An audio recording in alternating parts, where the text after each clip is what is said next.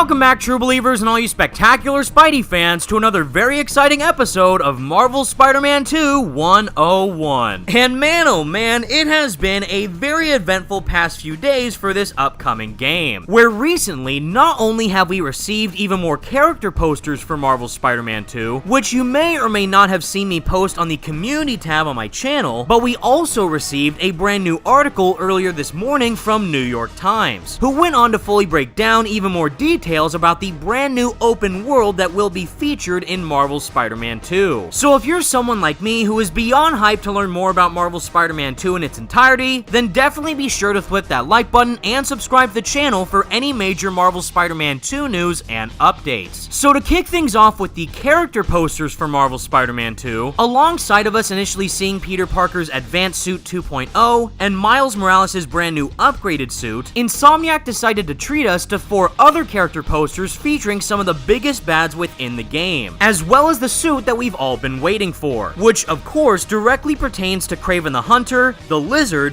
Venom, and the forever iconic black suit. And for the base designs of Kraven and the Lizard in particular, I love how Insomniac still keeps them rooted within their classic designs, but also adding that brand new modernized twist. Specifically in the case of Kraven's fur coat, which obviously is a trademark with his standard outfit, and of course making the Lizard a giant reptilian beast. But what's interesting is that coming directly from the associate animation director working on Marvel's Spider-Man 2 of Lindsay Thompson, she went on to quote tweet the Lizard post from Insomniac stating, "Y'all don't even know." So based on Lindsay's post, there is a potential chance that the Lizard's design might end up evolving as we continue progressing through the story, similar to what we previously saw in the Spider-Man 3 movie tie-in game, where we had to fight both the Lizard in his standard form as well as when he evolved into the Mega Lizard, which hands down is easily one of the most frustrating boss battles within the entirety of that game. And coming from me personally, I love how Insomniac's Lizard design is giving me 110% Tenas vibes, where instead of trying to make the Lizard appear more humanoid like what we saw within the Amazing Spider-Man films, this time around he is most definitely leaning into the reptilian side of his whole Lizard design. Now moving on to the 2 other character posters that Insomniac revealed with Black Suit Spider-Man and Venom himself, I'm actually going to be saving discussing those for a bit later, considering that they directly tie in to the next piece of news that we have for Marvel Spider-Man 2, primarily in regards to its fully updated open world, which of course takes place in Marvel's New York, where seemingly out of nowhere we did receive a brand new article from the New York Times, where they did go on to preview a lot of very interesting information relating to Marvel Spider-Man 2's open world, as well as providing some brand new screenshots of some of New York's iconic landmarks. Whereas the New York Times goes on to discuss in this article is that Spider-Man 2's New York is a web of skyscrapers and brownstones. The sequel to the 2018 video game will let players scour 3 boroughs in a love letter to the city and its Spidey savior. Insomniac, the creator of Spyro the Dragon and Ratchet & Clank, thrilled players 5 years ago by letting them swing their way through sites like Central Park and Times Square. The addition of Brooklyn and Queens in Marvel Spider-Man 2 brought new design challenges that included learning the quirky geometry of brownstones and row houses. Designers also wanted to vary the urban landscape, ensuring that important sites from the comics like Aunt May's house and Brooklyn Vision's Academy were clearly represented. Another difficulty was identifying where to end the playable area in boroughs that stretch into Long Island. Whereas it was already previously confirmed by Insomniac is that alongside of exploring the main island of New York with Manhattan, we are now also able to fully explore Queens,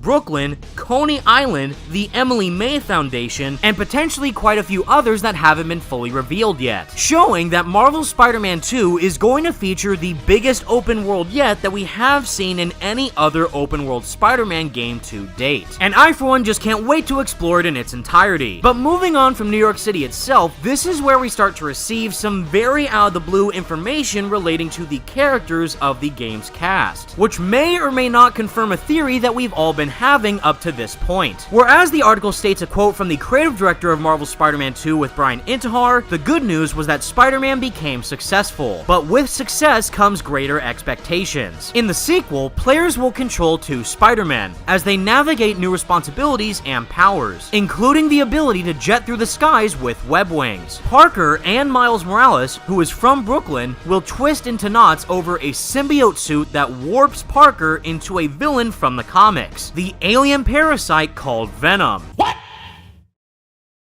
What the fuck? So once again, New York Times does add fuel to the fire with this never-ending theory pertaining to Peter potentially becoming Venom in Marvel's Spider-Man 2, which I would say is a bit far-fetched if it wasn't for the fact that we didn't just receive two brand new character posters for Black Suit Spider-Man and Venom, which crazily enough seem to appear almost identical, both of which take place in similar backgrounds in New York City and are taking place in the rain at night, and even are striking similar poses, which could just be Insomniac's way of trying to make us think that this is the case, but we won't know for sure who exactly Venom is until we play the game for ourselves on October 20th. Plus, it might have also just been a small error on New York Times' part, considering that Peter himself is technically wearing the Venom symbiote while he is donning the black suit. However, I still hold true to the belief that making Peter slowly turn into Venom as we progress through the campaign would be an extremely captivating narrative choice for Insomniac to take. So in the meantime, it looks like we're just gonna have to keep those theories going. And as for the designs themselves, there's not a whole lot else I can say that hasn't already been said. Even though this may not be my personal favorite black suit, as that still goes to my #1 spot with the Ultimate design, I still love how intricately detailed Insomniac made this look nonetheless. And of course for Venom himself, he is nothing short of being an absolute beast. Just like Kraven and Lizard, Insomniac are still staying true to try and make all these designs for these iconic characters as classic as possible, while still adding that fresh new twist which makes them appear unique. And if this is how good the characters look in simple screenshots, I can only imagine how awesome they're going to be by the time we actually play the game for ourselves, especially in regards to Venom and his 19 inches.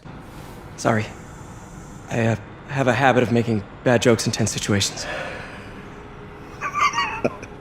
But to move back to the game's main story as well as its open world, the article states that the drama unfolds across a landscape of construction cranes, water towers, bridges, and tunnels, infrastructure that Insomniac designers studied for months. And as was stated by the game's design director of Josue Benavides, he goes on to iterate that everything is very intentionally placed, noting that there must be plenty of objects to show off the physics of Spider-Man's web-slinging abilities. One design solution was to plant more trees than you would find in the real New York City. Some changes provide sly commentary, with additional greenery and shade in the virtual Times Square, and a plethora of newspaper kiosks bordering refuges like Union Square Park. Other choices skew closer to reality. Trash cans and heaps of garbage fill the city's sidewalks. And coming straight from the mouth of the senior art director of Insomniac Games herself, of Jacinda Chu, she stated that when there is combat, people like breaking things, showing just how detailed Insomniac is making New York out to be. And thanks to New York Times themselves, they actually provided us with brand new screenshots of Times Square as well as the Grand Army Plaza Arch in Brooklyn. And these screenshots alone not only indicate just how detailed the open world is going to be, but also giving us a tease to the brand new landmarks that we will be able to discover when freely exploring the open world. And simply based on these screenshots alone, both of these areas look drop dead gorgeous. Which now brings me to the final section within this article, where it states that Marvel's Spider-Man 2 was built specifically for the more powerful PlayStation 5, which allowed Chu's team to design buildings with greater depth. Spider-Man may see more than his reflection when he scales a skyscraper, with some windows that peer into office cubicles and living rooms, which we've actually already seen a small tease of within the initial gameplay demo. But as a bit of a down note to end this article off with, is that depicting a famous city, however, takes more than meticulous renderings. Although the Chrysler building appears in the 2018 Spider-Man game, it is missing in a 2020 spin-off with Marvel's Spider-Man Miles Morales, because Insomniac could not reach a copyright agreement with the building's new owners. And unfortunately, the studio says the skyscraper will also be absent in October's sequel, which is the exact same situation that we initially saw with the Freedom Tower within New York, which was first shown all the way back in the initial teaser trailer for Spider-Man PS4 during E3 2016, only to then be completely removed in the game's final product, which may be a pretty massive bummer for any New Yorkers out there who will be playing Marvel Spider-Man 2, but even after knowing that, I'm sure that the open world for the game will be as thoroughly detailed as possible, and will still have a wide array of landmarks to fully explore in their entirety. And based on everything that we currently know about Marvel's New York, as well as the brand new traversal mechanics, I feel pretty confident in saying that this is going to be one of the most detailed open world Spider-Man games to ever release, and is without a doubt going to be an absolutely surreal experience by the time we get our hands on it on October 20th. But with all that said, everybody, that's the video I have for all you today, and please let me know all your thoughts in the comments section down below. What do you think of all these brand new Marvel Spider-Man 2 details, and which area of Marvel's New York are you looking forward to exploring the most? Let me know what you think. Be sure to leave a like on the video and subscribe to the channel if you did enjoy, and for more Marvel Spider-Man 2 videos like this in the future. Thank you all so much for watching, stay spectacular Spidey fans, and until next time,